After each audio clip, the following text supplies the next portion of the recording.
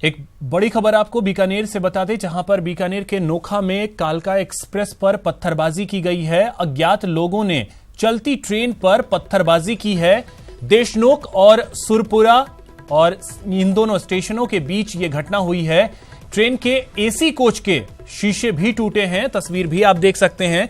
Railway guard ने Nokha railway station पर इसकी सूचना दी। नोखा से बाड़मेर के लिए कालका एक्सप्रेस रवाना हुई।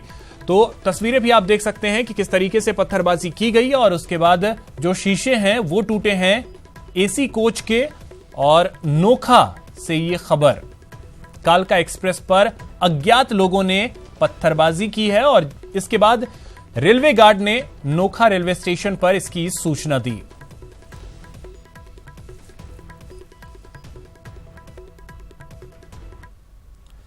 सोमवार से बीजेपी राजस्थान में मिशन 25 की औपचारिक शुरुआत करने जा रही है और इसके लिए खुद बीजेपी अध्यक्ष अमित शाह जयपुर आ रहे हैं।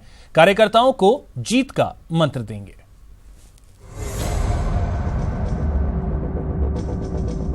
कार्यकर्ताओं में जोश भरने, विधानसभा चुनाव में मिली हार का गम भुलाकर आम चुनाव के लिए शंखनाद करने बीजेपी अध्यक्ष अमित शाह सोमवार को जयपुर आ रहे हैं। यहाँ वो बीजेपी कार्यकर्ताओं के एक सम्मेलन को संबोधित करेंगे और कार्यकर्ताओं को जीत का मंत्र देंगे। अमित शाह जी जयपुर में 18 तारीख को आ रहे हैं। उनके कार्यक्रम बने हैं, शक्ति सम्मेलन है, प्रबुद्ध नागरिक सम्मेलन है, ऐसे उनके कार्यक्रम जयपुर में बने हैं।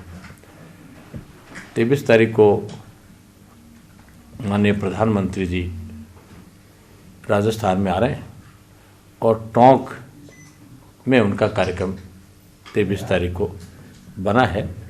बड़ा कार्यक्रम होगा, बड़ी उनकी सभा होगी। 26 तारीख को और प्रधानमंत्री जी चूरू में आ रहे हैं, चूरू में उनका कार्यक्रम है। अमित शाह के दौरे के बाद पीएम मोदी मरुधरा में हुंकार भरेंगे। पीएम मोदी फरवरी के आखिरी सप्ताह में 2 रैली करेंगे।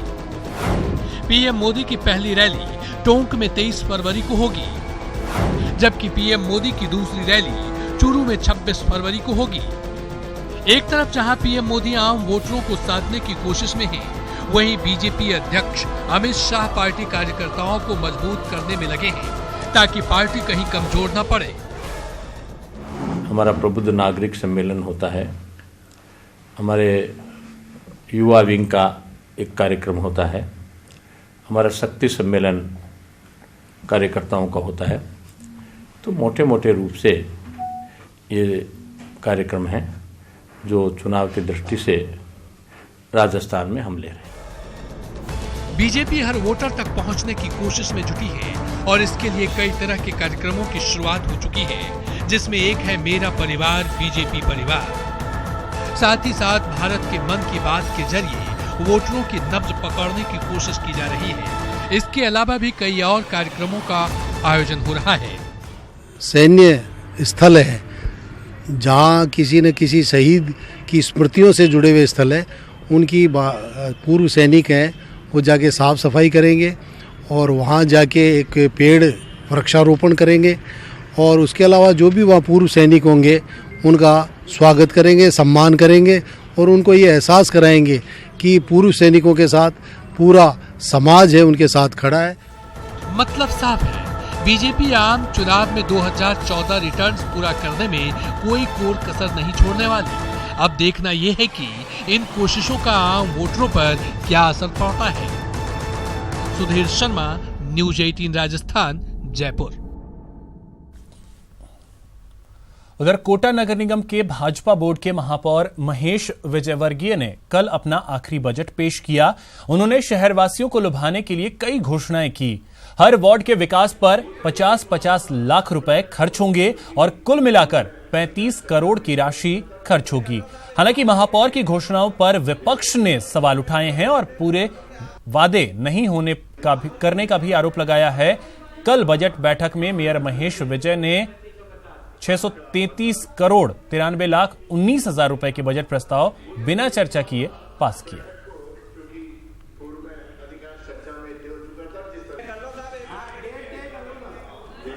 सभी सदस्यों ने ध्वनि मत से 6 अरब 33 करोड़ 19 लाख रुपए का बजट स्वीकृत किया, जिसमें अनेक नए आयाम स्थापित किए।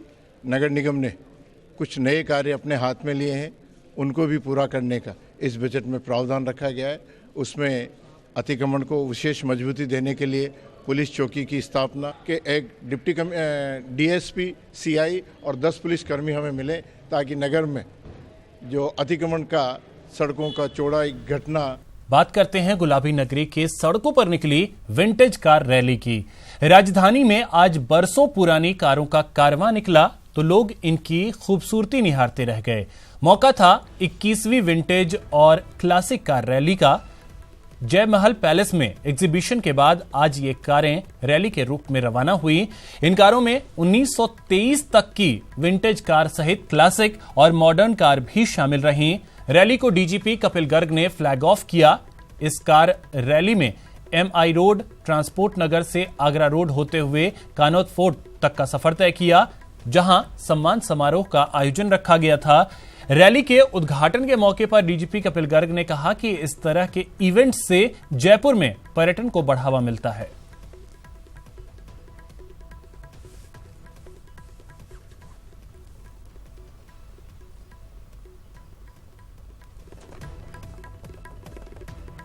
एक इवेंट है जयपुर में, जो शायद हमारे देश में तो दूसरी जगह ऐसा इतना बढ़िया कोई इवेंट नहीं होता। तो विंटेज और क्लासिक कार्स की रैली है, डिस्प्ले है, टूरिज्म को भी इससे बढ़ावा मिलता है। तो मैं सौभाग्यशाली हूँ कि मैं आज इसे फ्लैग ऑफ करने का अवसर पा पाया, और मैं धन्यवाद देता हूँ ऑर्गेनाइजर्स को मुझे ये अवसर प्रदान करने के लिए। और मैं चाहता हूँ कि भविष्य में भी इस प्रकार की रैली हो और हमारे यहाँ जो टूरिस्ट आते हैं उनकी संख्या में इसकी वजह से ही वृद्धि हो। सबसे बात यह है कि इन गाड़ियों को बेचारियों को चलने का मौका ही नहीं मिलता, क्योंकि ट्रैफिक की प्रॉब्लम बहुत ज़्यादा हो गई है। तो इस टाइम सब हमारी पिछली यादें सब सामने आ जाती हैं। सब लोग 1 महीने पहले तैयारियां शुरू कर देते हैं एंड इस इवेंट के लिए। और इस इवेंट को लेके सारे बेचारे पुराने मैकेनिक्स, पुराने काम करने वाले, उनको भी कामकाज मिल जाता है। एंड एक पूरा मेले का सा आयोजन होता है हर वर्कशॉप में, और इसमें सब में गाड़ियाँ तैयार होती रहती हैं। एंड यहाँ पब्लिक का भी बहुत अच्छा रिस्पांस रहा कल का, एंड फॉरेनर्स भी काफ़ी आए, और टूरिज्म के हिसाब से भी इट्स वेरी गुड।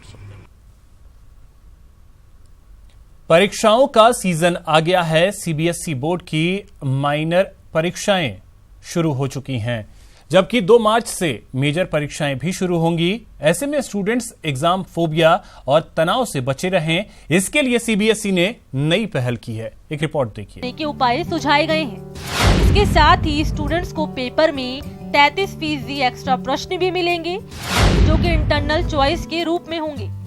बच्चों को तनाव मुक्त करने के लिए हम लोगों ने कुछ छोटे छोटे कदम उठाए हैं। एक तो पेरेंट्स को, टीचर्स को और बच्चों को, तीनों फ्रेटर्निटी को हम लोगों ने अलग से सीबीएसई की तरफ से पत्र दिया है, मैसेज दिया है कि किस तरह के बच्चे जो हैं स्ट्रेस फ्री रहें, टीचर बच्चों को कैसे स्ट्रेस फ्री रखें। बच्चों को इस बार क्वेश्चन पेपर में 33% एक्स्ट्रा क्वेश्चंस मिलेंगे इंटरनल चॉइस के रूप में।